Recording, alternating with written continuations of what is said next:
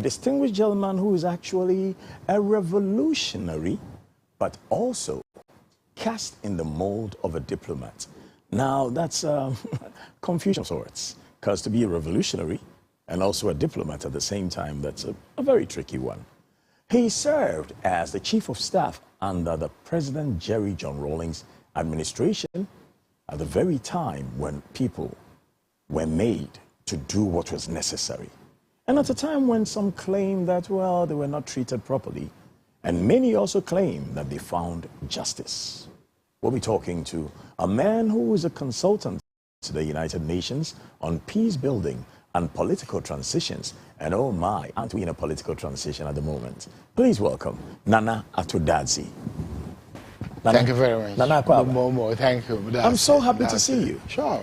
It's very rare for people to find you, even in court, because there's so many cases you wouldn't take on unless you think it is a case that would change something in the law books of Ghana. Yes, of course, of course. You know, and protect the interests and on the privilege. You know, I've done a lot of cases without, you know, any reward, asking for any reward, you know. But the sense is to get to the justice of the matter. And in my house, you know, I felt say, you're always thinking about the problems, you know, come home. What about coming home to tell about, discuss, you know, issues of justice? As you know, it's important that we protect those who are, you know, underprivileged, you know, being harassed. So you become a master of sorts of pro bono? Sure, sure. And it's worth it. And every lawyer worth his salt must go through that. You know, you go into a court and you see clearly that justice is not being served. You must get up and draw the court's attention. And when justice is not being served in the court, is it because of poor representation or poor judgments? Yes, I would put it even the other way around. You go to Nsawam or many of the prisons and you'll be shocked. The fact that maybe a third or more of the people out there, you know, are wrongly, they're in the wrong place. They ought not to have been there because they're either not properly served with justice or, you know, they couldn't put up their case properly. Let me bring you to what you actually do for a living these days, Sure. which is consulting for the United Nations on peace building and political transitions. Tell us about that. Yes.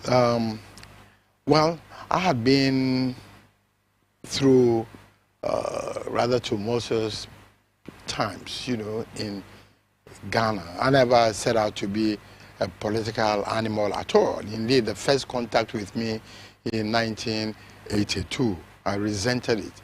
I told now Professor Kwame Nahoi, who caught up with me in Cape Coast, that, look, I'm just dressing to go to court, you know, don't disturb me.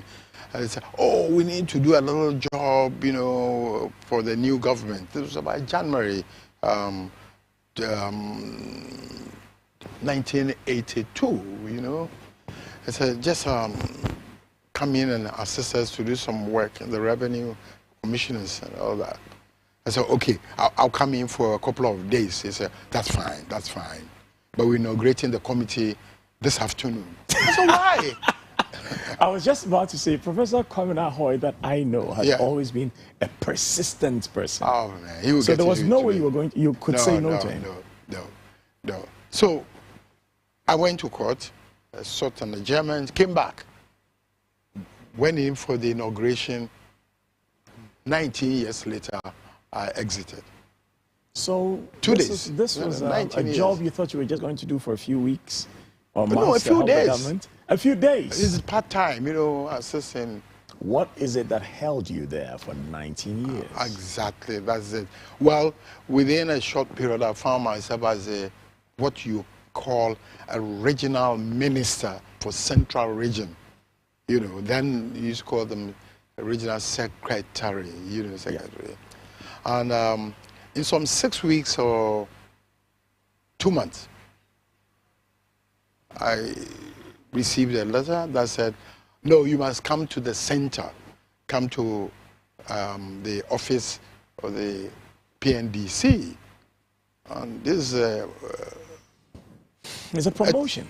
Yeah, I mean, really, here I am. You know, sitting there as were you then? No, 2 months, and then I have to move to 2 months of work, and then you moved. Yes, moved to the center. Do you remember what age you were at the time you were called to join the PNDC maybe secretaries? 28, 29. Yeah, I mean, somebody should work that one. In 83, this was 83.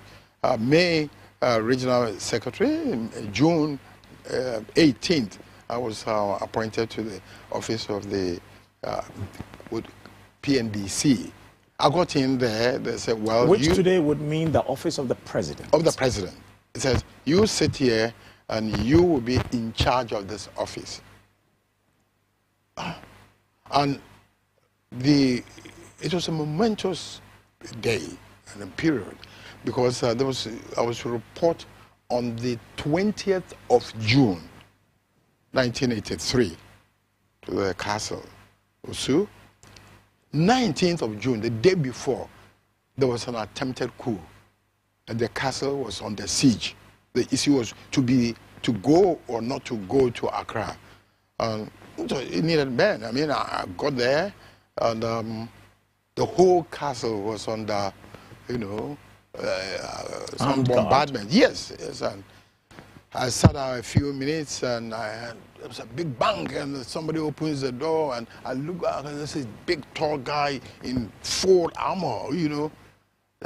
As I realized, I got a hello, sir. So, Minia, just take a seat. That Mr. George Rawlings, you know, at the time, you know. And that was the first time I saw him. So he was in combat gear? Full combat gear, you know. And what was it? His instructions were very simple, short. Well, you know, we have an assignment here.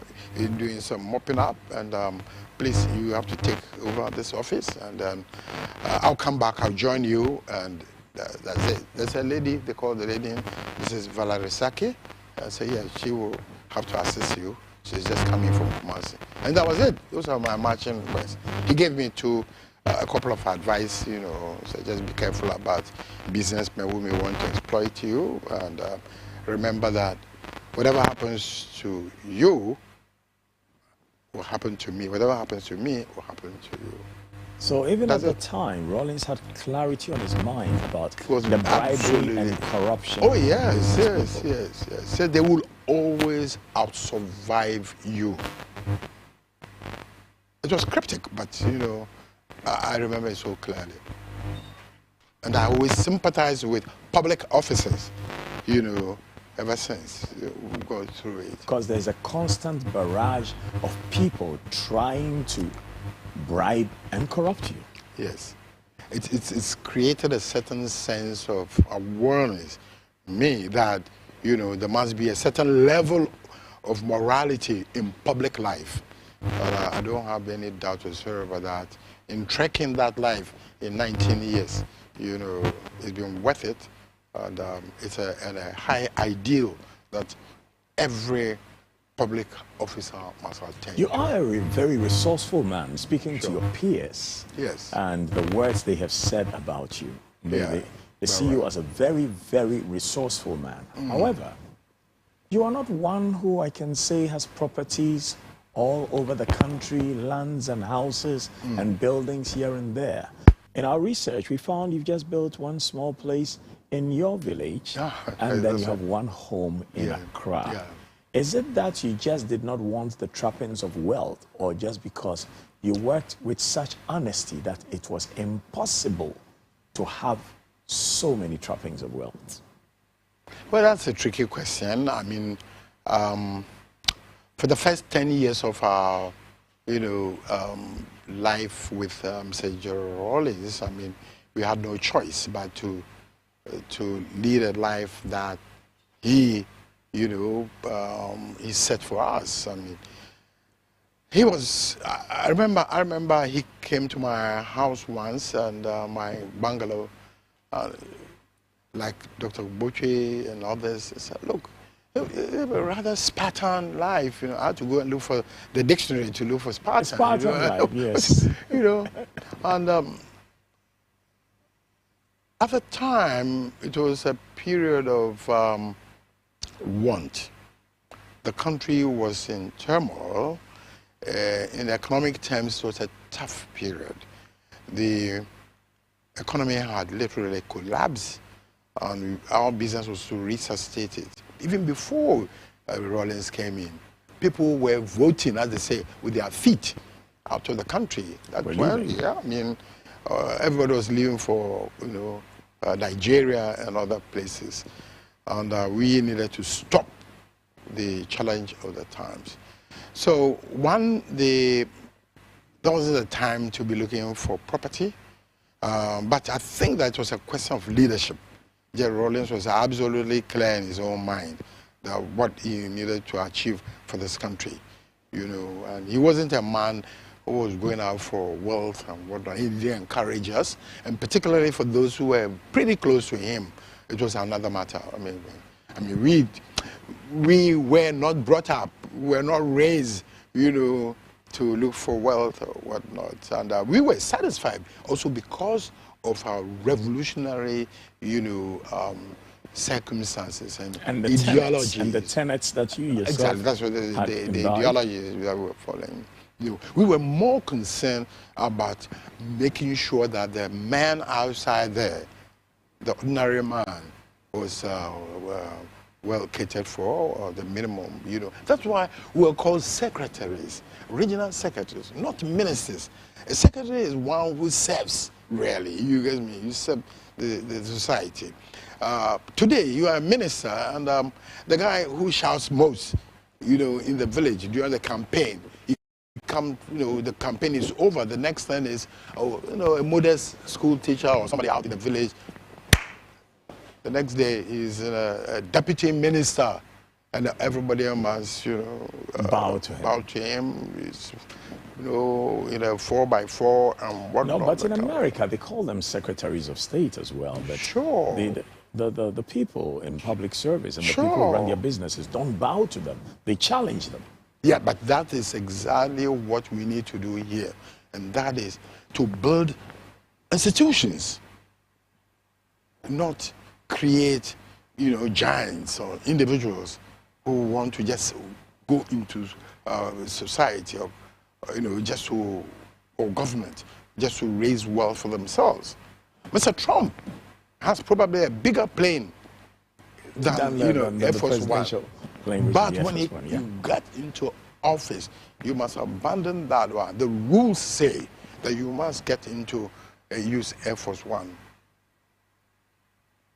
So no matter how mighty you are, you must come down to be a servant of the people. Exactly, exactly. It is because we don't have rules and regulations, clearly set out over the period, and everybody is expected to conform to the rules and regulations. That is why we are able to do extraordinary foolish things. Sorry, extraordinarily foolish things as public officers. Like what? So, I get amazed. I don't know, it's so little time to talk about so much more. No, there is so much time. I will manage the time well. As I became a chief of staff, as I said, I'll come back to became a chief of staff with time, the 19-year experience, having been a special assistant to the president when we went into the constitutional era. Now, became chief of staff, in charge of the presidency, which was a huge assignment, and everybody else had to, work towards my office to access the... If I may interject, yes. It's important for people to understand that the chief of staff assists his CEO, that's the president, to hire and to fire. Well, you don't like to point that out. Well, it's an area. It's part of the duties of the chief of staff. Yeah, it's an area that I want to close my eyes on. A chief of staff is a very important person. In fact, the office is a very important. It's a coordinating office as well. To push things up, down, and on the lateral side, in the sense that you are like a cog around which the government or governance runs, you know. So if you don't have the right person with the right attitude there, you know, there'll be some clogs. I mean, you must get to the president, assuming that there's a minister the president doesn't want to see. But business must be business. But the minister is competent and can do his work. Sure. So why wouldn't the president want to see such a minister? No, it's personal. Yeah, Rawlings had his own, you know, likes and dislikes and other things. I'm sure, like President Akufo and everybody else. Yeah. But he was the type who was insisting on just competence. And he didn't care to whoever I worked with. In fact, the early days of the revolution, we simply couldn't get people to work with. There were many people who ran away. We interviewed people for jobs as, you know, sweet as cocoa board. But chief executive to join because they knew they were thieves. Maybe that's another thing we must point out. Also, people will say fear, you know. Yeah, but that's what I'm saying. If you know that you have the thieves' genes in you, why would you go and take a job with somebody who you know will not let you walk free if you're a thief? Well, I wouldn't go to that extreme, but I'm saying that there are so many factors which evoke our emotions, you know, and some people just didn't have the strength to stand up to undertake scary jobs, you know, as to where, you know. And there were all kinds of rumors at the time also which created some Rawlings as some kind of boogaboo, you know, people were afraid of and all that. So my guest on Master of the Game today is Nana Atto Arthur, former chief of I beg your pardon, Nana Atto Dadzie, yes, a former chief of staff in the Rawlings administration. And when we come back, we're going to be finding out from him. Governments come and go, but who should set the rules so that government works properly? Then we're going to find out what family he came from and what family he has made, and more to follow right here on Master of the Game, right after this.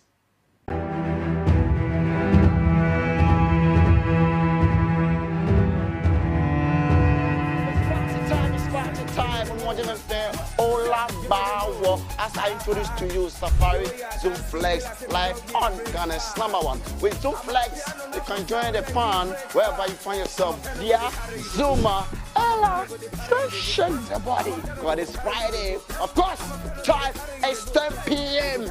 sharp on Ghana's #1 with the man them DJ Last Week Official. We say, Ola Ba Wo.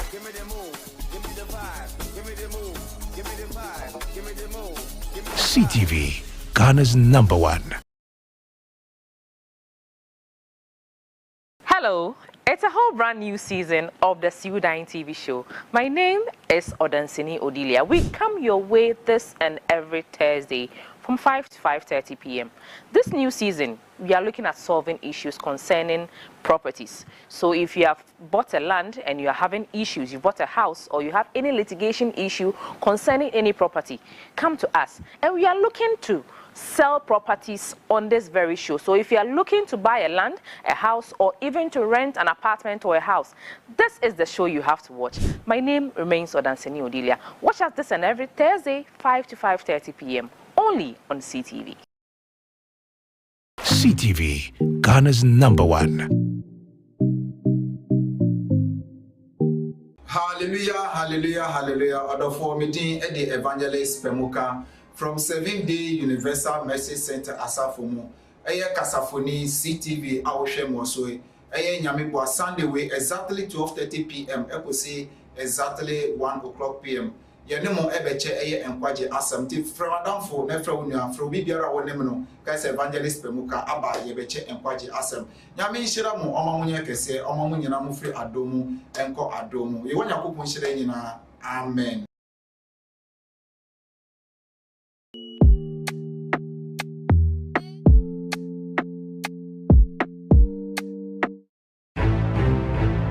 This Wednesday on Master of the Game, our special guest is an expert on peace building and political transitions and consultant to the United Nations. He co-authored the book In the Service of Democracy, biography of the Right Honorable Justice V.F. Annan, and coordinated a historic visit of U.S. President Bill Clinton to Ghana in 1998. Ghanaian lawyer, politician, and in President Jerry John Rawlings' administration, he was Chief of Staff. We welcome Nana Atodadzi to Master of the Game. Hosted by a Master of the Game, His Royal Blackness, King Kwesi J. Darkwa. Whether you love power, money, beauty, or fame, there is much to learn from Master of the Game, 10 a.m. to 12 midday. Master of the Game, only on CTV and the Class Media Network. Also streaming on Class 91.3 FM and on Facebook and YouTube at MyCTVGH.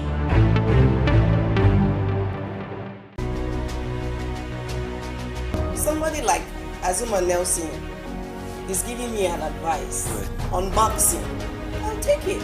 The reason she doesn't want to ask, maybe she feels like it's too early. Maybe she knows the right thing and she's still complaining.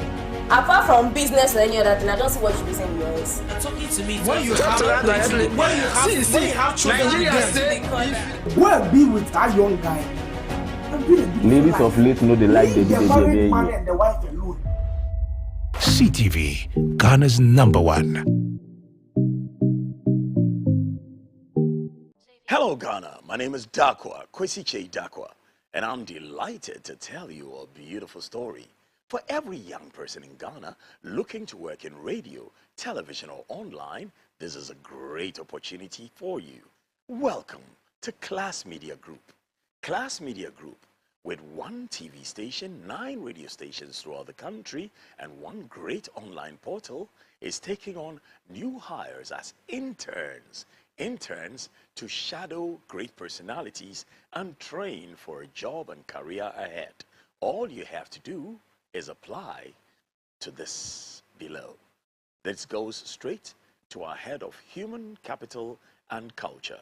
Whether you want to work in radio production, radio presenting, television production, television presenting, or working to write and post online, Class Media Group is the place to be. This is KKD. See you soon.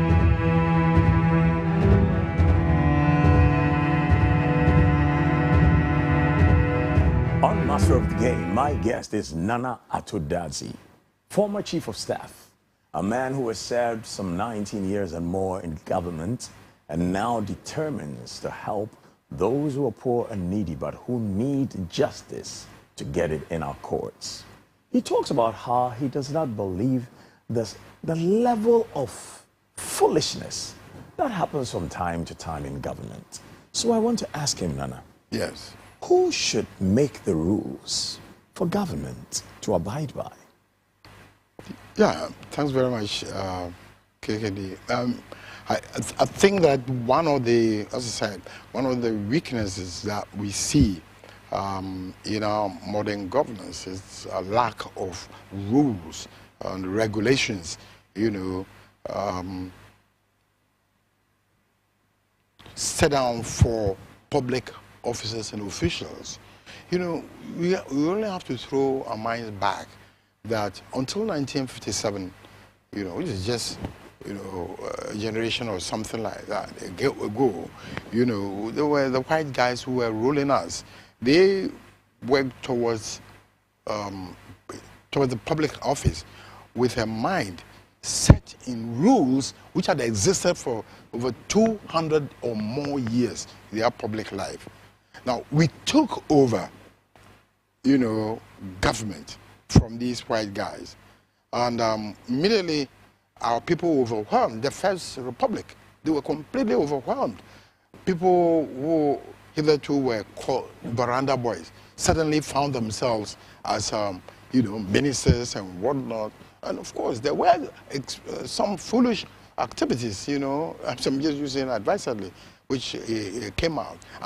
Tarnish the image of the leader, the great leader, Kwame Nkrumah, and then his government and whatnot. We came into a second republic and a third republic, but we didn't have sufficient time to train our own, to roll out rules. So each government comes and the rule, the conduct of public officers don't deteriorate. Yes. The last government, I don't want to run anytime, but some of the things that you hear or we've heard over the last 4-8 years were incredibly foolish. to that extent. I mean, you don't expect a public officer to be doing something like this. You have some examples well, to make it easier well, for I don't know the truth or otherwise about it, but if somebody were to tell me that a minister had, you know, a cash of, what's it, 40-something million dollars, what would that be doing? In their home. In their home. I mean, you say, why would you do as anything foolish like that? I'm not saying at the time when the value of the city was depreciating. Exactly. You know, you look at some of the activities that we've seen over the last 8 years. What would you say about, say, any president, be it the one under whom you served or another, who 3 weeks after he had rented an airplane, which we could not afford, to ride in because he needed to be able to take his shower up in the sky, as was, you know, proposed by some of his own ministers, now comes to tell us that we are in so much debt we have to borrow. What would you call that? Is it part of no. That clearly, I mean, what I would say that these are, if it's true, it's absolutely foolish. It's true. Yes, I'm saying absolutely foolish. You know, there are. It is also the guy who will be foolish will not be just he who is performing, but then the system is absolutely foolish. I mean, we must have a system that can say, no, you can't do this. If you do it, you will face, you know, some punishment. You see, the sense of impunity is really the problem. You understand? I mean, isn't too much power vested in the presidency so that even whatever system you have, the president always has his way? Yeah, but the problem is that the powers are there. In America, the American president has a huge, you know, amount of power, but there are controls. You see, if you don't have controls, I'm saying that the controls which the colonial, you know, masters had, you know, in their governance, you know, it broke when we got into independence and we couldn't hold the line. Why couldn't we hold the line? Because of family, religious relationships, and whatnot. Oh, wait there, oh yeah, Nimpa, you know, please. Is the African incapable of structure, rules, and regulations? Oh, no, I believe that the Africans can do it. And so why haven't we? I'm saying that, well, for me, let me even put it this way, that it's a phase who will get out there. Over 60 years, still in a phase? It's short. I mean, Europe, Britain, US, 250 years. We're talking about 60 years. You see the democratic... Haven't we had the benefit of learning from what we call other people's mistakes? Because I remember one of my teachers in Datus as a boy. He says, the wise ones learn from the mistakes of others. The foolish ones learn from their own mistakes. We have seen the mistakes of others that have been rectified. Do we still have to repeat those mistakes? No. And our own before we change?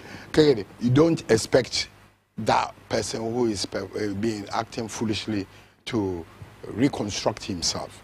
Because the rules might be outside the person, you know, which says that, well, if you are not listening to your own internal reasoning, which God has endowed each of us with, then you will suffer the consequences for it. So you who should create that structure for us I'm saying to abide by? Okay, we should have rules and regulations set out to say this you can do, that you can't do. I'll give you one big example. There is an office called the Office of Administrator General. Yesterday I was at TV3 and I was completely surprised that in the room that we have this interview, I mean, nobody had heard about that. But the Administrator General is an office, you know, the Presidential Estates Unit under Act, you know, 845, you know, signed in 2012. And Professor Kwame Nkrumah and myself and others had come together to get that law done. That is a law that must be enforced. It's a law, for instance, that creates an Administrator General who, you know, as it were, is the superintendent, or superintending office or officer for the presidency. And the presidency, we mean the president, the vice president, the executive wing. And the administration of governance. Across board. And you know, among other things, what we're going to see today, the transition. He organizes the transition, and the transition essentially is to be able to take the government, past government, from the hands of the outgoing government to the incoming government. He comes in as a third party. He's the conduit between two governments. The idea is that between the outgoing and then the incoming, invariably, they don't really want to see each other. But let somebody come in and then do the, the transfer, assist them in transfer. Now, that person is not just that, that office, among other things, to inspect the presidency, either 30 days before the president exits. You got it. Exits the offices, homes, official homes. But not only that, he also has power to go into the private homes of the president to inspect, ensure that government properties are not sorted out in there. You see, that's how the rules and whatnot can play. Now, if you can get somebody that strong playing in that office, he will save us a lot of the challenges we have about corruption. If you say that the president has gone away, a minister has gone away with 6 or 8 cars, he must surely be keeping them somewhere. Now, who has a list of all government assets? This office must have it. You see, they have. Yesterday I saw it. I went to that office, I visited there, I saw it. Because they have a list of But that's by dint of the fact that you have worked on political transitions in the past. Yeah. So your institutional knowledge makes it very easy for you to walk into any setting and know what to look out for. Yes. The general public has not been sensitized to this. That's what I'm saying. We crafted this law and it was passed in 2012. If in 2024 I go out to a public place, I talk about it and everybody says, what are you talking about? It's sad.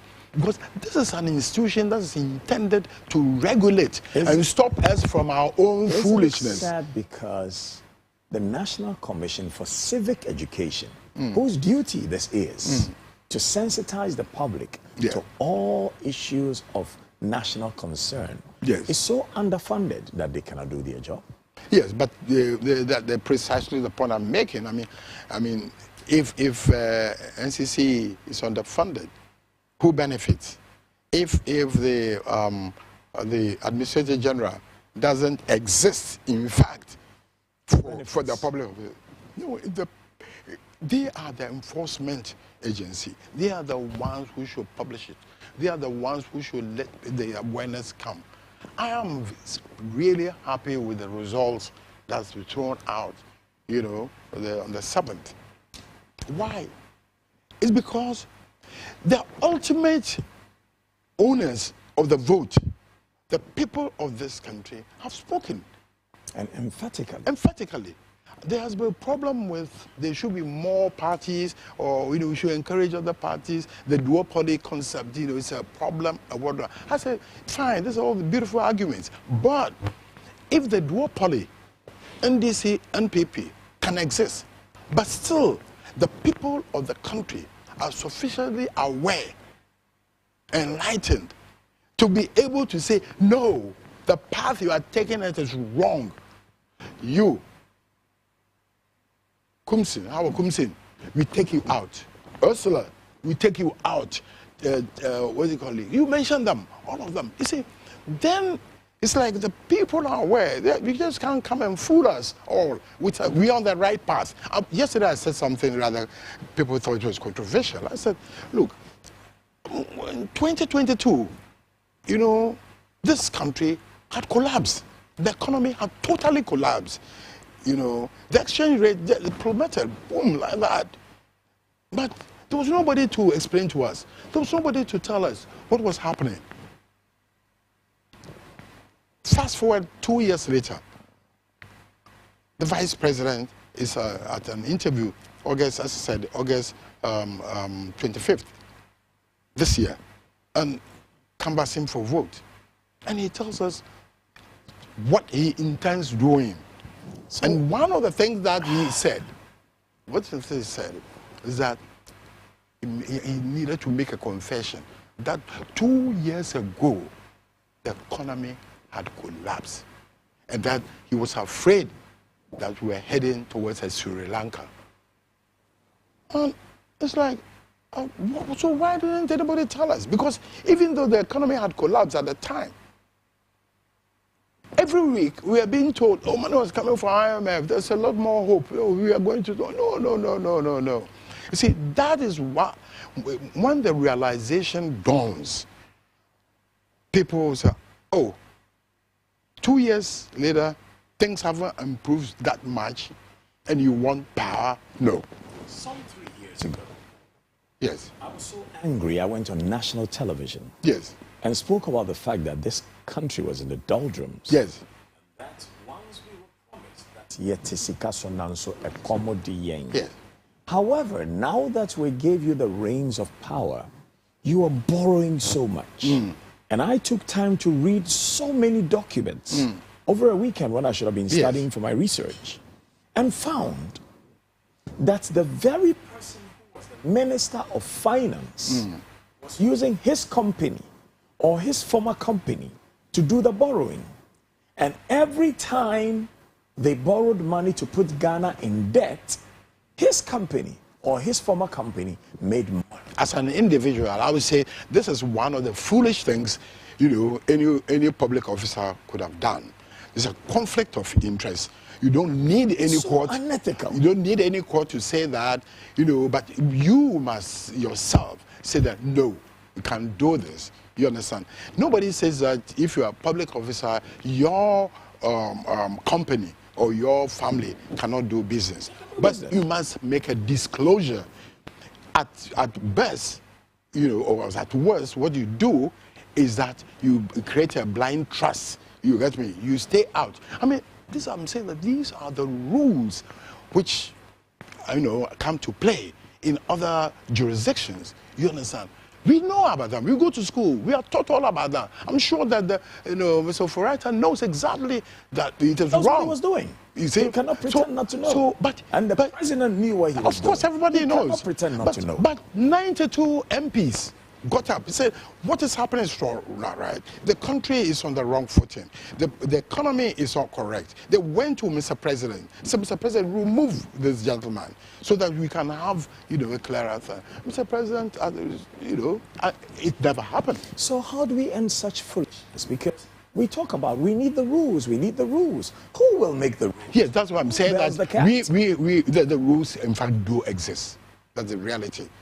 But the enforcement is a problem. So that is why ultimately the people who own the power, the people who put us there, we must encourage them. We must, We're tired of protesting. I have a bad knee. I can't go on protesting No, anymore. of course, it hasn't been in vain. I'm saying that the results of what is showing is showing that, all the protests but we and cannot whatnot. wait 8 years to tell somebody you have killed people with your haircut. Yeah, but we allowed them to have another 4 years.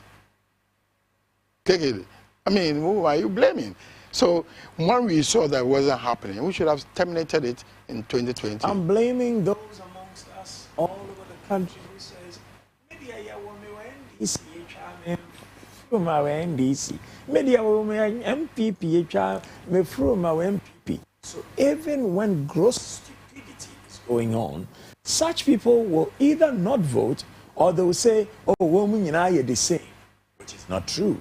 Yes. Because even when you have bad people, there is still bad, better, worse. Yeah, so what we need is education, public education, greater awareness. We must concentrate on raising the level of awareness of our people to a level that they can say, you clearly can see a deputy chief executive misconducting himself.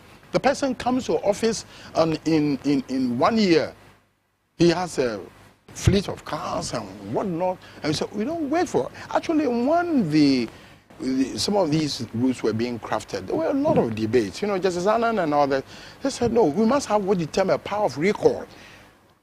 We don't have to wait for 4 years or 8 years. It should be possible for us, you know, to have a power of recall. They said, look, given the conduct of this person, you know, he can't remain an MP. You know, but you must have an office or something you can appeal to, that he's not competent to remain. You know, now it's all part of a constitutional review, and I think that, you know, well, as a lawyer, I believe that there's so much more to be done. We must, as a matter of urgency, look at the issue of constitutional review, which in Professor Atamil's time, he got a commission. They did a fantastic job. Committees were done, were set up. We went to Parliament. Parliament actually almost approved, and it should be implemented. The current president, Nana Akufo-Addo, had some problems with it. Portions of it had been implemented, but I'm saying that at the end of the day, you know, there are comprehensive, you know, reforms which must be undertaken. You know, the Electoral Commission. You see, I know, I've been an advisory member of that committee. I said, I will not allow, if I were there, I will not allow a core red party man or the son to be appointed to an independent body, you know, like, what do you call it, the Electoral Commission. But that's another one of the foolishness of this nation. I'm just indicating. I'll tell you something. During our tenure, Mr. Wallace was faced with that kind of situation. The EC at the time, there was so much objection to him. You know, Afarijan, that was when he was being reappointed. There's a lot of objection from NPP and whatnot. Now, he needed to be reappointed. He's done a great job along with the others. But who should formally appoint him? You know what Mr. General Rawlings said after we had a long debate? He said, I will not swear him. Take him to the Chief Justice to swear him in. So it doesn't look apparent that he's going to do our bidding. Do you understand? I'm saying that. So you must, the democratic process must be intellectualized. It must also be personalized. It must come from the person, from within the person. You know, you must be a Democrat. You can't be taught. I mean, there are certain things you do that it is, yeah, correct. How can you look at a person who was just last season, a member of parliament, member of parliament? Yeah, not even that, trying to compete for, vying to be an MP, make him a Supreme Court judge, and he turns out to sit, 4 years later on the critical matter involving the two parties. That's part of the even if there had been even an NDC man, I would have said the same thing. You see, because by our rules, with our practice, by training, a judge must be ready to recuse himself. And are some of these things not just a matter of education or the office you hold, but actually a matter of upbringing? Yes, well, that's what it is. I mean, socialization. This process of socialization. But you see, we were all born wild or whatnot. But societies, the socialization cuts us to size and whatnot. I'm saying there are rules and regulations, and also there are conventions and practices. We must be the best of what we see and what we learn. You see, you should be able to say that, oh, wait there, please, let another person take it, handle it. Let me. We have two basic rules in practice, that you can't be a judge in your own course. Okay. That is critical. And then let the person be, everybody, be heard before he's condemned. You understand? So if you can't be a judge in your own course, the course spreads out. It's wide and big enough, You can't be the judge. Can you imagine you go to court with, in a case, and you can see clearly that the judge, the person who is going to handle the case between you and your opponent is the father of the person you're dealing with. And it happened. I was in court once in Kepus, and I had a client. I was so mad with my client. We ran about 9 months. But every day he kept telling me that, Nana, this case we will lose. And I never, it was so, dampening my spirits every time. The client go to court, yes, we will lose. And he was the one who was paying me regularly. He said, no, I want to see something. I said, at the end of the day, when we lost, then I called him to the chamber. I said, tell me why were you so sad? Because he wasn't disturbed. He said, we come from Asen Kushi, maybe Fusu. We join the same, there's only one truck that brings us. So my opponent and I sit in the vehicle and we come. But he stops at the 4th Ridge. That's, where the judges live. And goes to visit the in-law. The sister is married to the judge. So when they finish, he sits in the judge's car. Yeah. And they come to court. And then when the case is called, he comes to stand there. And then the judges handle the case. That's why he says, this case we will lose. No, he was so certain we will lose. I said, but you are foolish. Because if he told me, I could have objected. The judge would have to recuse himself. I've had a situation before where a judge, during the Christmas break, goes to visit the opponent of my client across the road. And my client raises to me, he said, hey, you know what? The judge came and visited the lady, across the road. I said, well, I don't believe it. He said, yes. I said, we live, next door, across the road. What did you do? So my sisters and all got up. And then the usual thing with pants and saucepans. Just being caught up, that kind of thing. So when the court resumed, I just got up and said, Lord, would you want to take down something I'm going to say? He said, go ahead. I just recited the events. And at a point, he saw what was coming up. They said, oh, but why is this relevant? I said, with all due respect, if you can just record me. By the time he finished recording it, I said, on the basis of this, can you please recuse yourself? Looked hard at me, got up, went to the supervising high court judge, had a chat. 30 minutes later, he came back. He said, I don't want to contest anything. I recuse myself. So that is the spirit. Yeah. That is internally we have rules and regulations. We know what to do. We know what not to do. But when people decide not to do what they ought not to do, that's a problem. So it is clear that people know right but choose to do wrong. You know why? It's because the consequences do not follow. It says a regime of impunity. That is it. You understand? If somebody says, $1 million,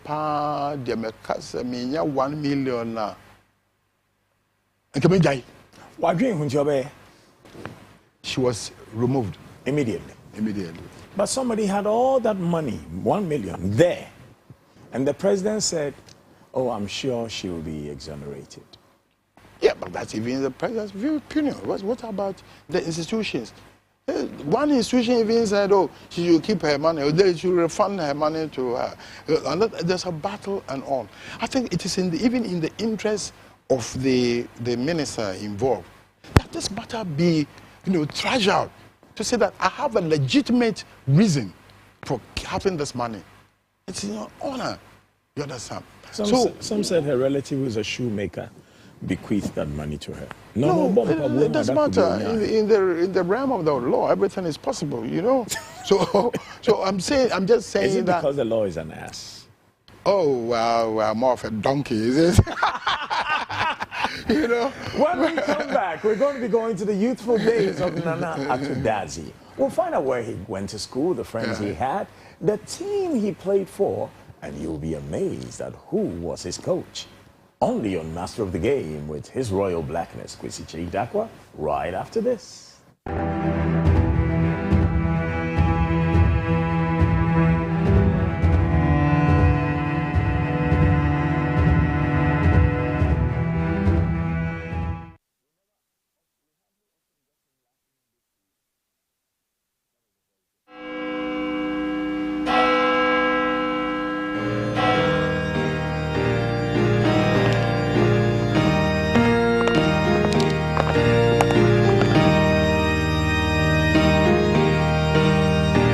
Hello Ghana, my name is Darkoa, Kwesi Kyei-Darkoa, and I'm delighted to tell you a beautiful story. For every young person in Ghana looking to work in radio, television or online, this is a great opportunity for you. Welcome to Class Media Group.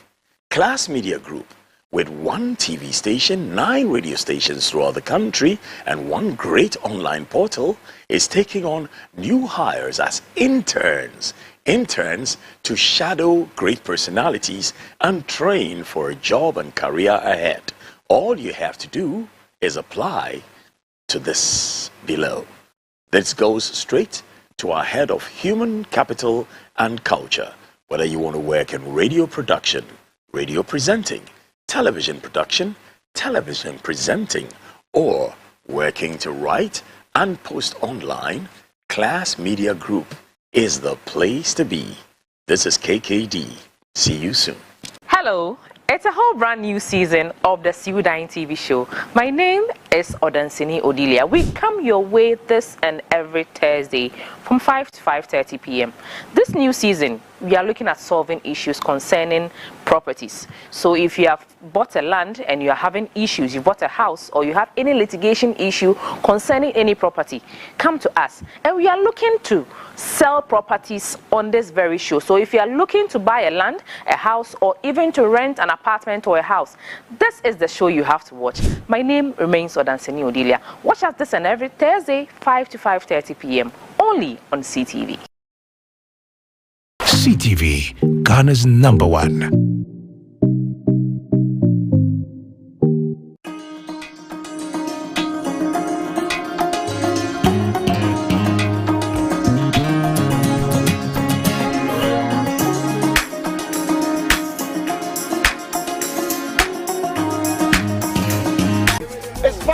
It's party time on Modern Affair. Ola Bawo. As I introduce to you Safari Zoom Flex live on Ghana's #1. With Zoom Flex, you can join the fun wherever you find yourself. Via Zuma, Ella, shake the body. God, it's Friday. Of course, time is 10 p.m.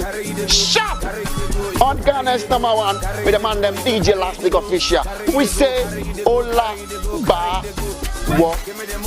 Give me the vibe, give me the move, give me the vibe, give me the move, give me CTV, Ghana's #1. Hello Ghana, my name is Darkoa, Kwesi Kyei-Darkoa, and I'm delighted to tell you a beautiful story. For every young person in Ghana looking to work in radio, television or online, this is a great opportunity for you. Welcome to Class Media Group. Class Media Group, with one TV station, 9 radio stations throughout the country, and one great online portal, is taking on new hires as interns. Interns to shadow great personalities and train for a job. To have you join us on Master of the Game, the program where we bring you the movers, shakers, icons, and legends of our beloved motherland, Ghana. Our special guest today is Nana Atudazi, former Chief of Staff and Consultant to the United Nations on Peace Building and Political Transitions. We're happy to also let you know that we are streaming live on Facebook at MyCTVGH. That's MyCTVGH. We're also streaming live on YouTube at MyCTVGH. That's MyCTVGH. And we're also piping live on Accra 100.5 FM and Class 91.3 FM. And now to Nana Ato Arthur. I saw you nodding. Nana Ato Dadzi. Look. It's okay. I'll have to bring him to the studio. Yeah. Nana Ato Dadzi, I saw you nodding to the music and saying you like those lyrics. Tell me why. Yeah, I mean, Kofi Kenyatta is from Takoradi, right? At least playing out from, and I know that that kind of genre. I mean, the Takoradi, because I spent over 30 years in Takoradi school there, and I know that the philosophical, that music has a lot of philosophy. I think that we should be teaching our people, out of it. Many of our professors themselves, our intellectuals, must be playing that music, thinking through what the young man has been saying. He's summarizing the whole, new African, he's a wrong African, you understand? I mean, the one who has just lost his past, and that there's a need for some kind of sankofa, you understand? That's what he's saying. And then you must understand the ills and the dangers and what the slavery, in colonialism is done to us as a people. 400 years or so of slavery, 100 years of colonialism. You're talking about 60 years as an independent country. You see, to cure those ills, too short. No, it's too short. So there's a lot of mental challenge that we face. The bulk of our people, the pharmacists, the people who could cure, in the villages. The traditional healers.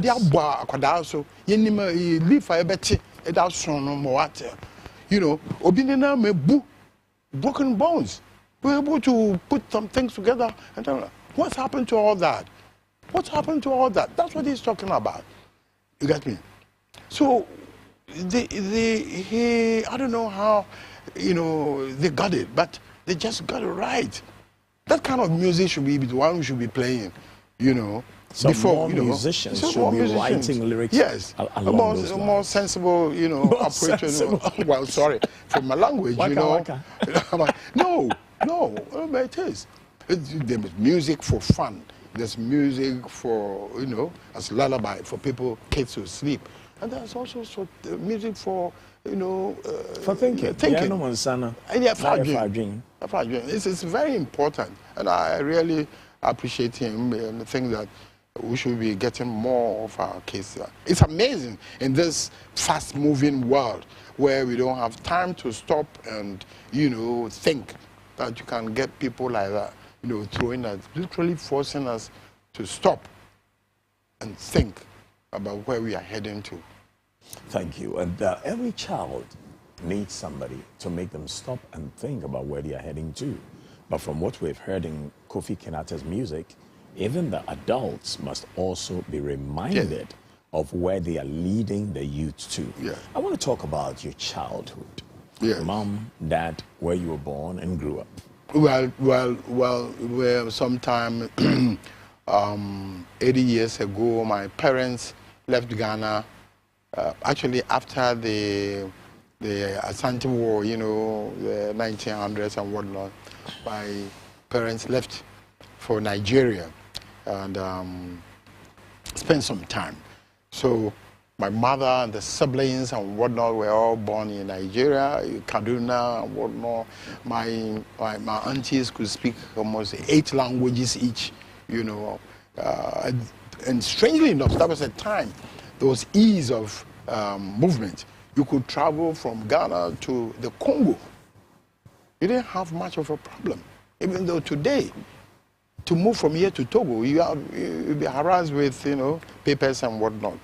So we are the products, and I was born 75 years ago, in Lagos State, to the Ghanaian parents of Gold Coasters. And 3 years or 4 years or so after my father, who was then there, had his classmate, in Axim, had come back to Ghana and was agitating for independence. So he carried all his children and all his baggage and came down to Ghana. He was a classmate of Francis Kwame Nkrumah? Exactly. They were mates. They have some real interesting. I've told Samia and whatnot that, you know, the last time Kwame Nkrumah left Ghana, he left from my father's house in Elmina. Interesting. Because there were challenges he faced, you know, Kwame Nkrumah faced. I mean, the Elmina elderly ladies were chasing him up. At middle age, I can tell, you know. But I've mentioned it to them. Yeah. Chasing him up because he had, I think, from my father's stables, you know, in the room, young men, you know, they had a problem with a young lady and they couldn't stand it. My father left for Nigeria. His friend left for Liberia, you know. We had some linkages out there. He ended up in the U.S. My father spent time out there. The product was Dr. Francis Nkrumah. Oh, I see. And I told him that. That was the first child of Kwame Nkrumah. You know, and he really looks like him, so there's no doubt. No, there can't be any doubt. There's no doubt. That. No DNA, but you can tell that this is for real. No. There's no DNA.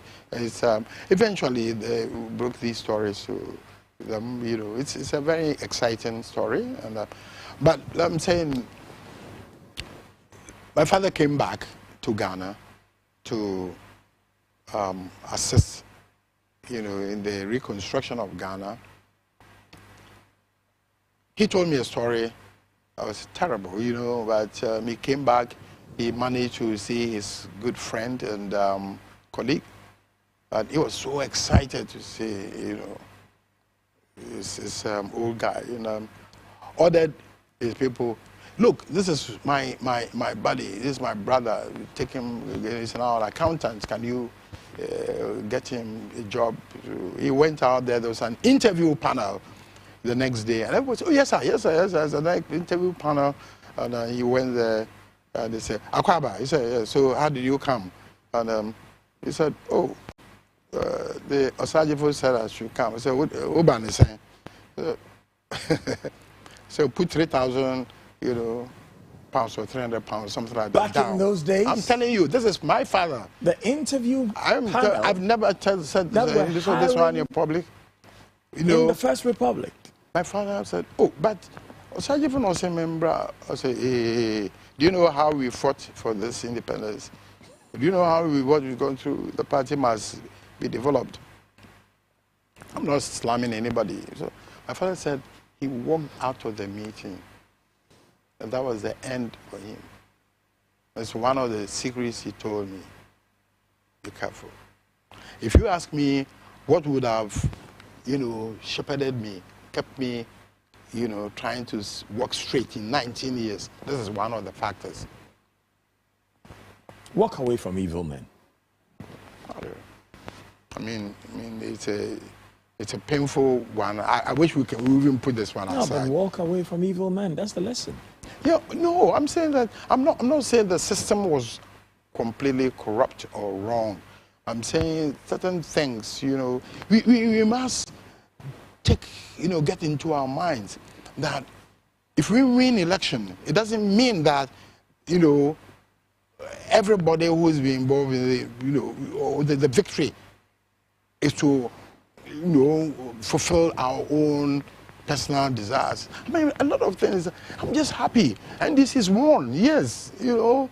Well, I feel that I've helped to raise a party. I was one of the founders of the party. And then today, that party went into opposition and came back and went into opposition and came back. Just the resilience of NDC as a party, it makes me feel good. And also to realize that, look, 2-3 generations down the line, we are 75. They're young men.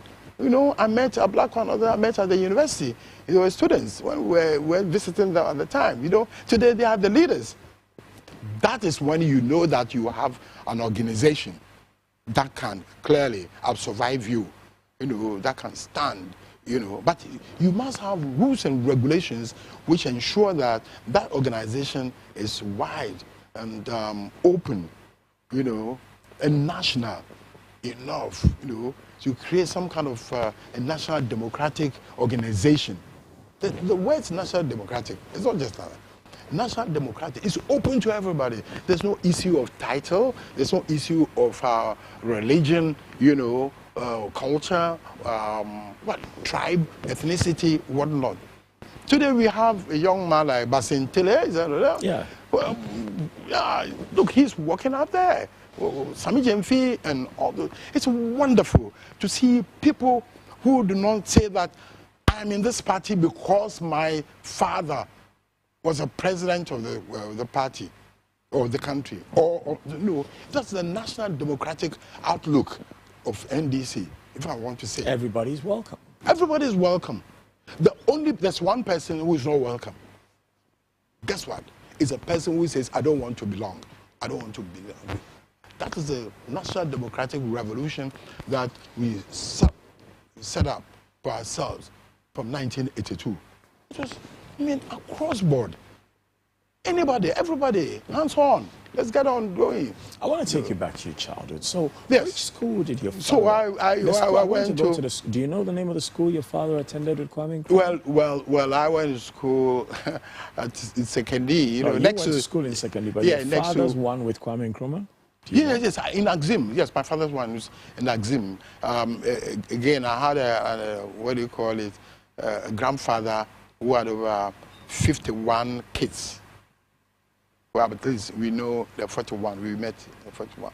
51 kids with 5 wives. So, but it was like a local contractor was moving around from Palm area down to Axim. Ended up in Ashanti, Kumasi, putting up structures big for the Syrians. He was well-to-do. Oh, very, very, very and well. So he took his entertainment below his belt too seriously. Yeah. So, at the end of the day, my father was born out in the Axim, that's why he grew up with Kwame Nkrumah and all that.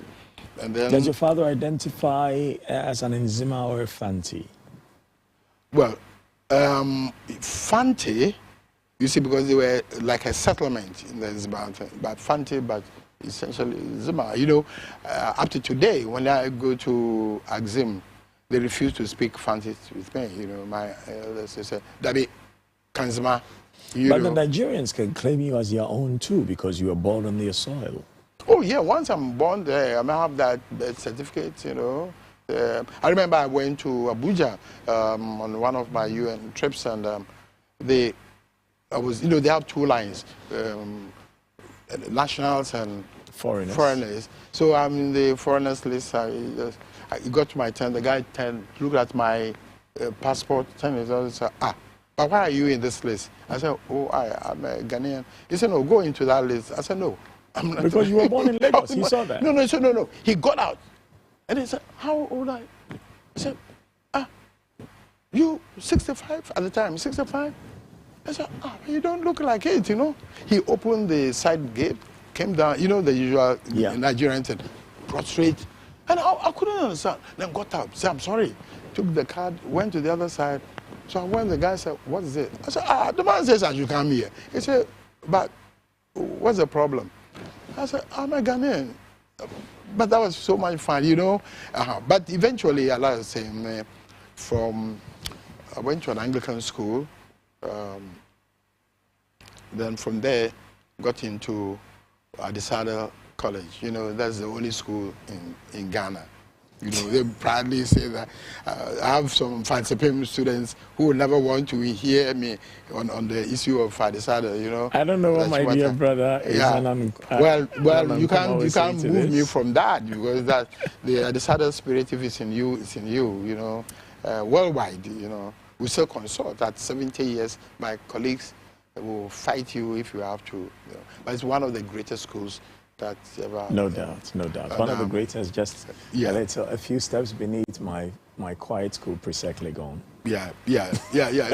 No, you good. But we had, particularly at a time, we had a headmaster who really brought us down to earth and created out of us, high intellectual characters. Pobi, Olis Pobi. And he was a great sportsman, whatnot, encourage our people, and for the high morale team, you know, that had to go and support the sportsmen for the day. You know, we just have we had a big plantation, you know, palm tree plantation. So we just a little drink and go, you know. One of my team advised me that in the research they found out that you played quite a bit of football and with a few luminaries too. Yes, football. I was a footballer way from age about 8 or 9. I was playing adult football, seriously. You know, but back in Secondary, Kojokrom and other areas, I used to play in a day. You know, join the under 10 team for about 30 minutes. You know, we dropped, and then I'll join the next under 12. What position and then did you play? I was playing number 2. And who were some of your colleagues? Oh, well, KB Messi. You know, KB Messi he's the chief of Sikado currently. Yep. He's a chief of Nanankatia, you know, Jemfi and all that. I mean, when we went to Adisada, I mean, we played, you know, very senior football. So Nanankatia's school name was what? No, the local was KB Mason. KB Mason. KB Mason. Isn't that his book over there? Ah, that's him. That's him. That's him. That's him. You know, African culture and governance and development. Absolutely intellectual. Fantastic. You know, for man. You know, and we when we got into the university, University of Ghana, Legon. I was in Commonwealth Hall, of course. I mean, so you can understand it. I also activated my football, you know, skills, and we traveled to Nigeria and other places. And of course, you know who was our coach at the time? Interesting. John Evans Atamels. You know, was our President Atamels was your became team coach. president. Yeah, and for me, I think that it's because he was a sportsman. Because he was a sportsman, a sportsman ready to accept a verdict. At times, sometimes you win, sometimes you lose. You see, that was him. And that is why he respected his opponents. When he became president, I could read it in him all the time. Sir Sam Jonah, who I believe is your age mate, said something very interesting to me the other day. He said, Kwesi, you have to play golf.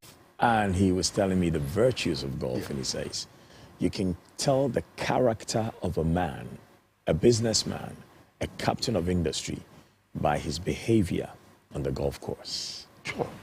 Sure, that's absolutely right. You know, I'm saying that you know, Atamels was a great sportsman. He played hockey at a national level. He was a national hockey player. You understand? And he was a great footballer. Let me say, you know, he was a coach. He was in charge of the amalgamated clubs, let me say, at the University of Ghana. So he played against Nanado at a point in their sporting careers then? No, they were, of course, they were in the, I think it's the same world or something like that, you know. And I think Nanado must have been the roommate for Afarijana or something. You know, yeah, it's a very interesting development, you know. It's a small world, you know, ourselves. But like I'm saying, I mean, I played very serious football, and it is also unfortunate in those days, it wasn't advisable to keep playing football because you may not end up having a degree. Because unlike in the US, where once you take on sports, that's a degree by itself. You know, I don't know. But here, we killed that initiative because you must make a choice. You know, Michael Ahe or somebody like that, he went to the Olympic Games and came back. You know, in '64, he won, I think, silver or bronze or something like that. And, you know. But then career-wise, after that, there was nothing for you. Know, your certificate becomes an issue. You see. But I think that we must catch them young. That's where we should encourage, not just build a stadium for them. You know, encourage that all these other games. That look, if you know pursue this, yes, you know you can get what do you call it, a living. I can't help but ask about your mother because you spoke about your father. Yes. You've spoken about your growth from primary to secondary to university. But tell us about your mother and your relationship with her. She taught me she taught me so much more, and also ingrained in me some cultures, some life which isn't change. That she was a loving mother, and she had a huge sense of humor. Huge sense of humor. And we always have the last word. And however angry you are, you just look at her and then laugh it off. So that's what she was. She always laughed off the problem. Look forward. That's what she taught us, to look forward. Look forward. Yes. So in looking forward, we've talked about the family you are from, without going into the siblings, just the mother and the father. But now I want to talk about the family that you have made. Yes. So the wife and the children. Yes, but before that, essentially, so my parents, my mother, is from Cape Coast, So, right very close to the sea. So I have that kind of link with the sea. We had some, family members who were even, into fishing. Very proud of them, But family, I have family three, you have made. 4 kids, they are adults now. 4 kids, how many wives? Seeing as your grandfather made 51 kids. Well, yes. The joke is that my grandfather produced all the children. So thereafter, we've all had, 2, 3, 4, 5, because the bulk had already been delivered by the old man. I have 4 kids. Your names? I had your names? Kwesi Dazi, Samba Dazi, Kojo, what do you call it? Kojo is Dazi, my son. But there's a reason why I almost hesitated. It's actually my sister's son, but I adopted him, Then Ifwa. Ifwa's the last name? Yes. Yeah. Sorry, then they see, because I've got Ifwa is the first, then they see. Okay. And then I have Janelle. Janelle is my daughter. That's my, okay, let me go back this way. So you have your biological and you have your adopted. Okay. I'm just going back this way. That I had the first 3 with my first wife, who after 34 years of existence, passed on to glory, as they say. Okay. Wonderful. Now I have a wife, I know it's Matilda. She's a senior, I'm so proud to say, senior customs officer, the level of assistant commissioner. She comes home and... she's a former beauty queen in Ghana, you know that. I know. She's a very strong woman, she runs into a lot of she runs into a lot of problems. And strangely enough, I told myself I'll never marry a soft lady. It's not easy to keep to that vow. She's soft-spoken, but she's determined. Absolutely, she's a very firm lady. And so with her, how many children? No, we don't between us, but we have the daughter. Janelle. Okay. So it's a loving young lady, now a full-time nurse, senior. When I needed to write my book, I will never finish, wrote in her house in Canada and all that. So that's me. It's a very small family. I notice you become soft when you're talking about family. Yes, because the family is ideal. That is it. I love my family. I meet so many people that once I get home, I just want to draw in. I just want to be I just want a moment of peace, and with myself, my wife, my kids, It's difficult to get that. Nana Atudazi on Master of the Game. And when we come back, we're now going to find out what happens in this thing we call political transition. And what exactly do we have to do to keep the peace? And what do we have to remember? The party we are from, or the nation that we have. Right after this on Master of the Game.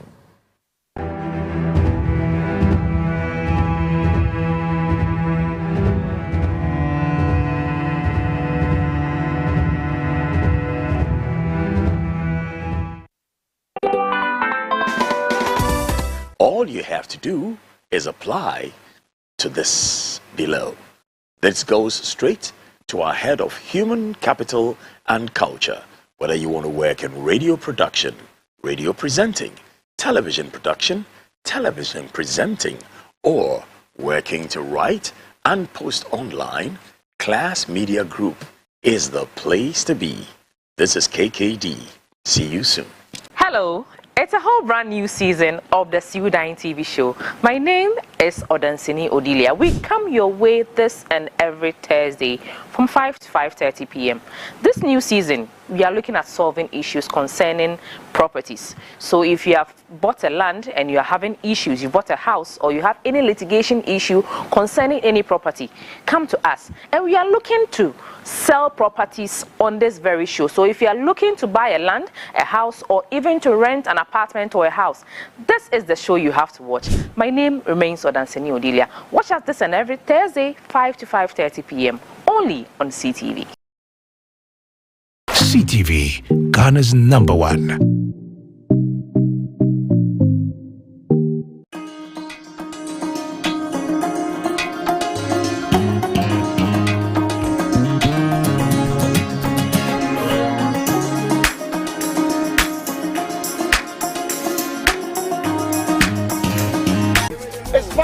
It's party time on Modern Fair. Ola Bawo. As I introduce to you Safari Zoom Flex live on Ghana's #1. With Zoom Flex, you can join the fun wherever you find yourself. Dear Zuma, Ella, don't shake the body. God, it's Friday. Of course, time is 10 p.m. Sharp on Ghana's #1 with the man them DJ Last Week Official. We say Ola Bawo. Give me the vibe, give me the move, give me the vibe, give me the move, give me CTV, Ghana's #1. Hello, Ghana. My name is Dakwa, Kwesi Che Dakwa, and I'm delighted to tell you a beautiful story. For every young person in Ghana looking to work in radio, television, or online, this is a great opportunity for you. Welcome to Class Media Group. Class Media Group, with one TV station, 9 radio stations throughout the country, and one great online portal, is taking on new hires as interns.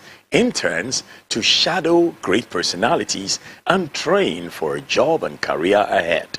All you have to do is apply to this below. This goes straight to our head of human capital and culture. Whether you want to work in radio production, radio presenting, television production, television presenting, or working to write and post online, Class Media Group is the place to be. This is KKD. See you soon. Hello. It's a whole brand new season of the Sudan TV show. My name is Odansini Odilia. We come your way this and every Thursday from 5 to 5:30 p.m. This new season, we are looking at solving issues concerning properties. So if you have bought a land and you are having issues, you bought a house, or you have any litigation issue concerning any property, come to us. And we are looking to sell properties on this very show. So if you are looking to buy a land, a house, or even to rent an apartment or a house, this is the show you have to watch. My name remains Odansini Odilia. Watch us this and every Thursday, 5 to 5:30 p.m. only on CTV. CTV, Ghana's #1.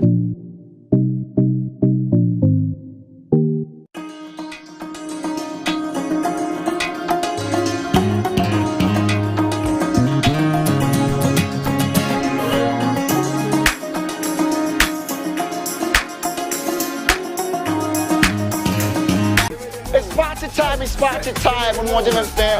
Ola Bawo. As I introduce to you Safari Zoom Flex live on Ghana's #1. With Zoom Flex, you can join the fun wherever you find yourself. Dear Zuma, Ella, don't shake the body. God, it's Friday. Of course, time is 10 p.m. Sharp on Ghana's #1 with the man them DJ Last Week Official. We say Ola Bawo. Give me the vibe, give me the move, give me the vibe, give me the move, give me CTV, Ghana's #1.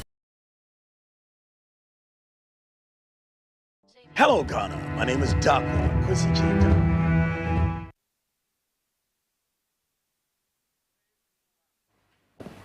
On Master of the Game with my special guest, Nana Ato Dadzie, former Chief of Staff, and a man with great knowledge and mastery on the art of peace building and political transitions. In Ghana, in our constitution, in Act 845, there is a clear understanding and directive for political transitioning. Now that it is clear that one president-elect has won and one is going away, what are the things that we set in motion? Yeah, thank you very much, KKD. We've reached a very critical point in our political life. Transitions are very important. You know, let me give an example of a river or troops moving across an attack, and you get to a river. You got to cross the river. How do you cross the river? You know, there are sharks in the river. Yeah, there are sharks in it too. But you invariably need a bridge. Okay, the bridge is this process. This one says the bridge, the process. Now, in engineering, as I'm told, you don't just put something, you know, in the middle of the, you know, across the river. But you say ordinarily, even in the village, when you are across, you know, you put a board across the stream. You know, a portion of it extends before, and there's a portion that comes after you've crossed, you know, to so the create outgoing stability. and the incoming. Yes, so to create stability. So we have what you term pre-transition, you know, business, you know, that must be taken, activities. And there are post-transition, you know, what do you call it, post-election transitions. The challenge is the river, the thing in between. Now, pre-transition, there are certain things we must do to make sure that come the transition, when you are crossing, you know, you cross safely. You must have a boat. You must have this. You must have that. The pillars must be strong and all that. So there's a minimum of 5 pillars, you know, to cover in a transition to ensure a safe transition. You must have a law to make sure that the transition, you know, is properly covered. You know, you must have human beings who are active, who can do it. You understand? To do that, there are other rules, but essentially, the problem. I'm coming to that, but I'm just out to give you an insight. The problem of transition is that if you don't have a good transition, pre-transition activities, you may not have a good, safe election. If you don't have a good, safe election, you may not have a good post-transition, you know, event. Now, that is what you see around Africa. It's the greatest challenge you see. People have elections. After the election, Ivory Coast, 3,000 people dead. One head of state is sent to The Hague. So what is it? That creates a problem. The elections are over. You see, today, Ghana, the elections are over. But you know what's happening? You know, warehouses are being opened up. People are, you know, there's some violence, creeping violence. We must nip it in the bud. In the bud. Go to Nigeria. In those, what happened in those days? 3,000 people died. Go to Senegal. You know, go to Burkina, all over Sudan, Rwanda. 900,000 people were killed within 90 days. Very sad. That is what we talk when we are explaining this transition. I think it's a joke. It's not a joke. It's a very serious matter. It's a fragile period. It's a period between one government leaving and another government taking office. You see, essentially, the power of the vote, in the vote, is in the thumb. It's at the time you drop the vote into the box, power has changed hands, technically. But really, power hasn't changed hands until the vote is counted. I'm saying that and if you have some evil people counting the vote, you are in trouble. I'm saying that nominally, power changes hands on the 7th of January. Nominally, it's in the mind, and then there's a ceremony. But immediately the vote go in, and they say, "Yeah, really." In the minds of people, those who have lost, then those who have won, jack up. They want to assert things. You get me? That's a kind of challenge. It's a psychological challenge. So what is happening with all the houses of government, all the houses and properties of state, all the vehicles of government, all the vehicles of state, all the things that government has acquired over the years and entrusted to public officers to hold on to when they are in power? What is happening to those now? That is what we're talking about now. Now, so the process is that you have to prepare.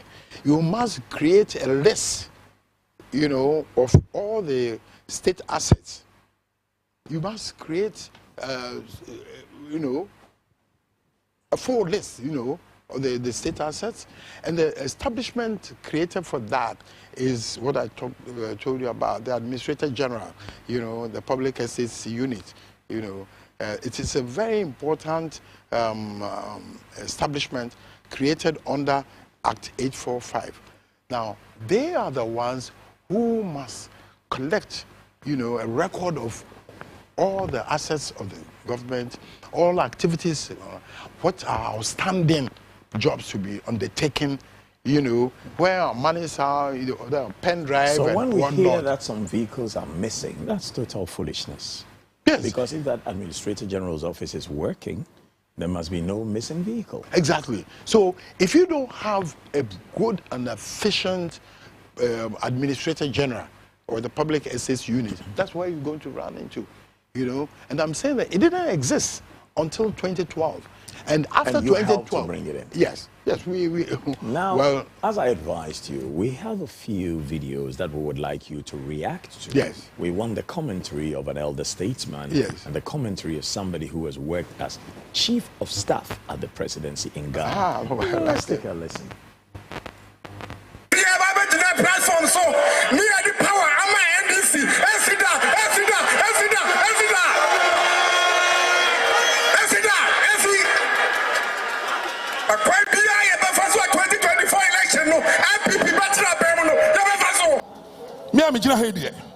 So far as I live, me devin break it biao. To me no, me say me mfa ma wo monne, me mfa ma wo mochina. I want to be able, on the 7th of January 2025, to go to Black Star Square in Accra and hand over the baton of government to the next MPP presidential candidate.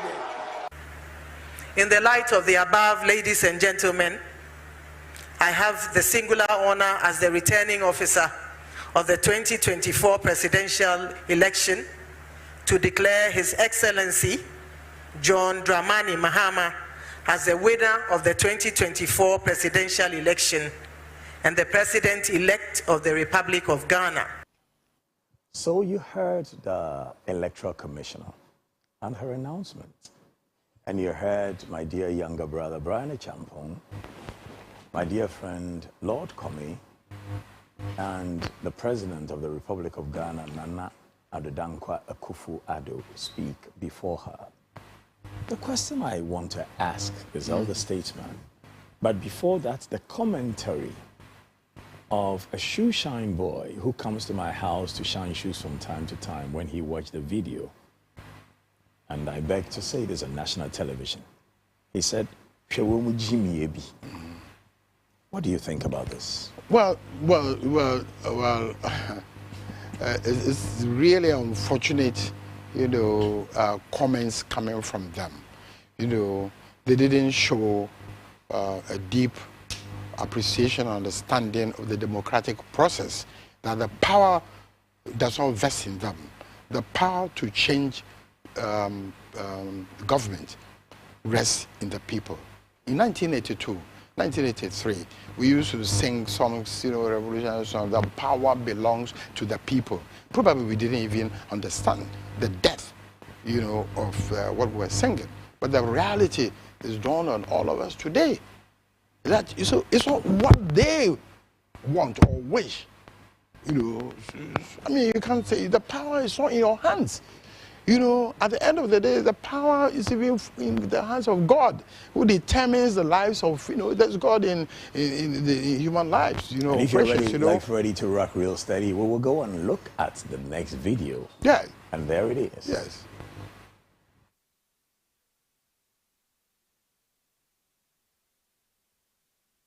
Reach a single iota of corruption under his government. President Mahama will never be called a man of serpent of corruption. He's going to fight corruption, he's going to face it head on, and he's demonstrated that before, and he repeated.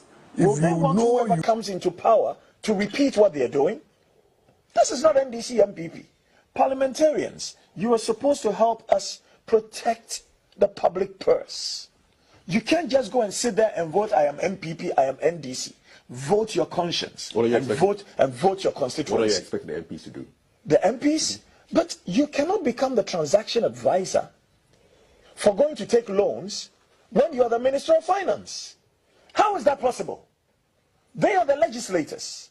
If they won't speak up about it for the whole country, but for me taking time to read this much over the weekend and yesterday, I wouldn't know the details of this. So now go and bring all the loans we have taken and show us all the transaction advisors and see whether they have links to the presidency or the people who are the ministers or the people who are in legislature. Why are we doing this to ourselves? What kind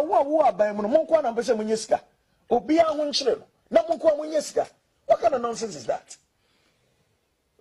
Hey, if it's a conflict of interest, conflict of interest is where it starts. So Stride should be on the ball on this one. And where are they? Where are they? Look, right now Ghana has become each one for himself, God for us all. I was speaking to one of my staff yesterday. He said, "Boss, I want to buy gas. 14-kilo cylinder now is 152 Ghana cedis. 150 Ghana cedis to fill the cylinder, 2 Ghana cedis for the rubber. When I take 152 Ghana cedis out of my 1,400, how much is left? Now water is going up, electricity is going up. And some people who we have put into positions of authority are raping the country. Why? Why? Sikahiana Mubedi. You are leaving it for your children, and your children know you are doing this, and your children will come and tell other people's children that mo papa and mo bra, because you were stealing from the people.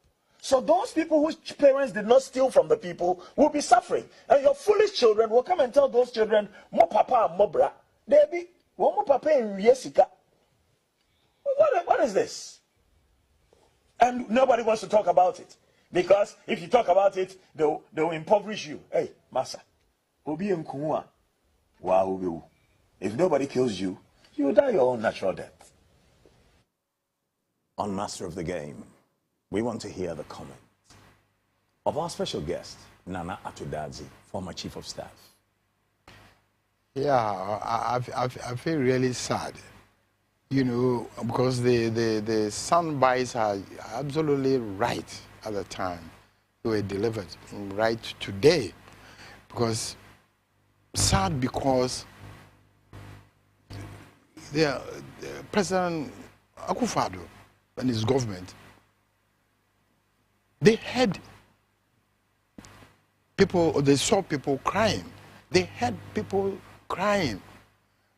But they simply didn't respond to it. That's why they've paid dearly for it today in the vote. I mean, the things that's been said, they were real. I mean, you don't have to be, like say, a rocket scientist to know the size of Kenke was, shrinking, the price was increasing. You understand? People were actually complaining. And that's why I'm saying that in 2022, I mean, just discovered this in the tape of August 25th this year, that they knew at the time. They were saying, you see, so at that point in time, they ought to have empathized. They should ought to have said, no, there are certain things we won't do. Even say our cars and a party and then because the children are But you know, I think what even angered people more is, as we say back home in Asante Mine, yes, Usunamiyo, it's like we don't care, we'll do what we like. And then he followed even up with Sikam Pididi, money does not like noise. Yeah. So if you are wailing, you are disturbing money. Yeah, but that's a problem. I'm saying that I ultimately would just jump to the fact that I'm happy, not that they've necessarily lost, but the fact that the Ghanaians have said, we know the difference between right and wrong. You see, that is the essence of democracy. In the democratic culture, the whole thing is based on the people. If you don't have an enlightened people, then dictatorship is what you're going to have. You understand? So people will do what they like. The people will get the leaders they deserve. Of course. Okay, so now let's go look at this last video before I come to your last commentary. Yeah. Here we go. Just 2 days ago, 3 days ago, when the government lost the election, they decided to start auctioning vehicles. I have a whole list of government vehicles that have been quickly auctioned to people. Already? Already. I have a list on my phone. They've been valued. They've been auctioned, a Toyota Prado, to more than 50 vehicles. Quickly auctioned to family and friends. They'll be retrieved. Because you cannot quickly auction people's cars to people and just allow it go down the drains. Look, in this country, today you import goods, and even before it hits them rich, they are already on your neck because they want to seize your goods and auction it to their own people. Why do you do this to Ghanaians? Why do you do this to innocent importers who bring their commodities into this country and want to sell and make a living? And so, this government has been wicked to the Ghanaian people, no matter how you look at it. They have stolen, they have mismanaged the economy, they've led us into a ditch, and they still have the effrontery to still speak and tease us in our faces. And then you come before us again and you come to joke with us and think, Ghanaians, we're going to forgive you for all the things you were doing. And so, Roland, Operation Return All the Loot, I'm passionate about it. I feel people must be held accountable, and not just persons from the MPP, but even persons from the NDC who decide to misappropriate funds. If President Mahama appoints you, and let me sound that caution, and you come into office and you loot, we would bring you out of your office and hold you accountable. We will let the laws deal with you. President Mahama has said it, and we'll rehash it. This is not a man who is going to tolerate a single iota of corruption under his government. President Mahama will never be called the mother serpent of corruption. He's going to fight corruption, he's going to face it head on, and he's demonstrated that before, and he will repeat it. If you know you are coming to work under President Mahama's administration. Well, on the transition team, you have the Attorney General, the Minister for Presidential Affairs, the Finance Minister, the Interior Minister, the Defense Minister, the Foreign Affairs Minister, the Local Government Minister, the National Security Minister, and you have representatives from each of the parties, correct? Yes. From each of the two parties, incoming and outgoing. Yes. Well, this you've read out the list, the statutory list of people who should be on the on the transition team. From the government side. Yep. Now the president, the incoming president, will nominate people, and that's what he did yesterday, of persons, equivalent to what you've just read, And a little birdie told me you are consulting to the Administrator General of Ghana. I've been with the Administrator General for some time. Who is heading President John Mahama's team on the transition? Julius Debra, former, Chief of Staff. Former Chief of Staff Julius Debra. So with this, a great guy. That has been made by Malik Basentali, probably the best communicator in the NDC at the moment. One of them. What is going to happen? Well, what people don't know, as I said, yesterday I had the opportunity of visiting the office of I was invited, of the Administrator General. And I realized that they've done some minimum job, basic job. The vehicles and assets and whatnot have been documented, thank God, for the first time. They are late. It should have been about 1 month ago.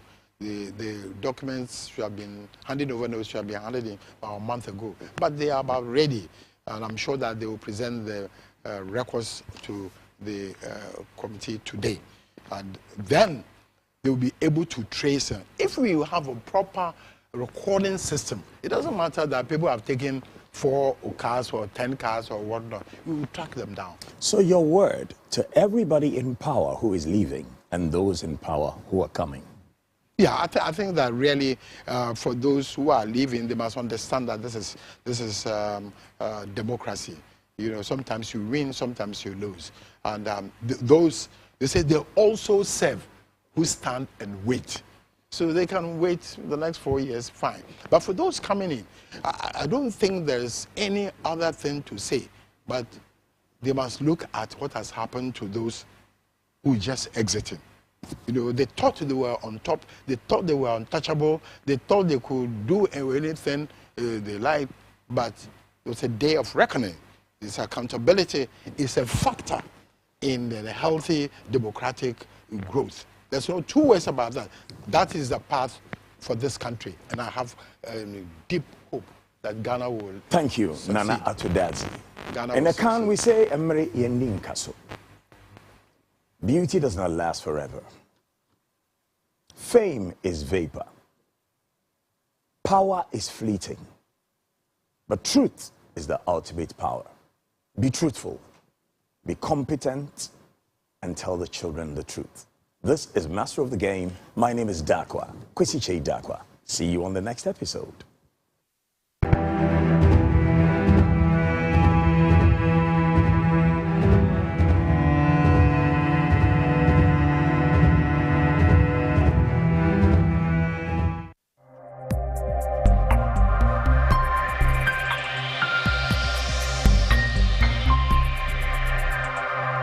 CTV.